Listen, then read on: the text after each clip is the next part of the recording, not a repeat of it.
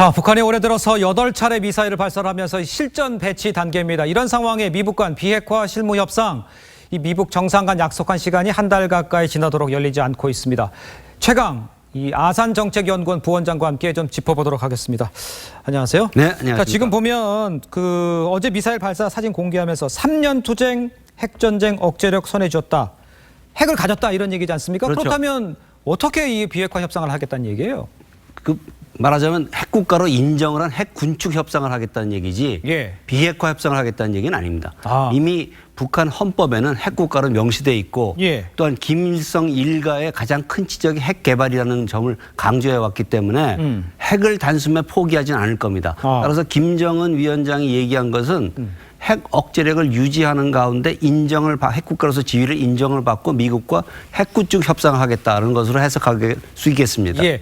북한은 그렇게 해석을 하고 있을 수 있다고 하지만 비건 대표가 다음 주에 온다면 네. 실무 협상을 해야 되지 않습니까? 그렇죠. 그럼 실무 협상이 정상적으로 진행이 될 수 있을까요? 실무 협상은 일단 그 만남 자체의 의미를 둔다고 저는 생각을 합니다. 만남 자체에만. 예, 그래서 예. 일단 초기에서는 그 최대한의 높은 수위의 입장을 서로 얘기할 것 같다라는 생각은 들고요. 예. 거기서부터 조절해 나가겠죠. 그러나 예. 미국이나 북한 모두 이 회담이 결렬되는 것에 대한 부담을 갖고 있을 겁니다. 따라서 이것은 첫 번째 회담이 만약에 9월 초에 열린다 하더라도 어떤 큰 성과가 있지는 않을 겁니다. 양쪽의 입장을 확인하고 그 다음에 회담으로 연결돼 나갈 수 있는 어떤 기반을 마련하는 데 초점을 둘 것으로 생각합니다. 예. 그렇게 생각을 하고 계시지만 이 볼턴 같은 경우에는 좀 강경해서인지 네. 로드맵을 주고 또 북한이 좀 어느 정도 나와야 된다 이렇게 생각을 하고 있지 않습니까? 그런 그렇죠. 식의 딜은 이루어질 가능성이 있습니까? 뭐 우리가 그렇게 요구를 해야겠죠.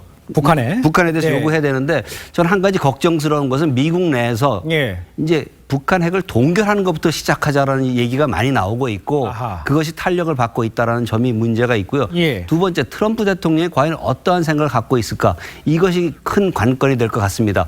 볼튼 보좌관은 굉장히 강경한 입장이어서 빅딜을 원하지만 그렇죠. 과연 트럼프 대통령도 빅딜을 원할 건가? 지금까지 트럼프 대통령은 뭐냐면 핵 실험이 더 이상 없고 ICBM 실험만 없으면은 괜찮은 상태다라는 예. 형태로 이 입장을 밝혀왔기 때문에 예. 동결에 만족하는 딜도 나올 수 있다. 그것이 과연 우리한테 바람직한 것인가? 저는 전혀 안 그렇다고 생각합니다. 예, 북한이 제시한 협상 시간 연말까지입니다. 만에 하나 네. 연말까지 어떠한 성과도 나타나지 않았다.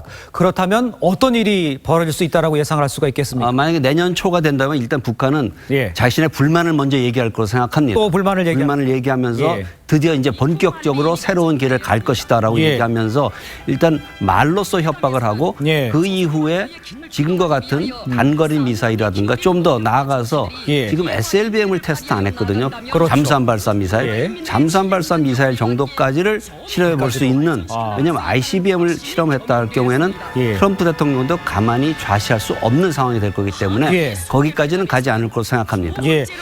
자, 한미 훈련을 하고 있지 않습니까? 네. 한미 훈련은 한미가 하는 거예요. 네. 근데 미국에는 친서를 보내고 우리는 요즘에 아주 막말과 조롱, 도를 넘어섰습니다. 왜 그렇죠. 우리한테만 이런 식으로 나오는 겁니까?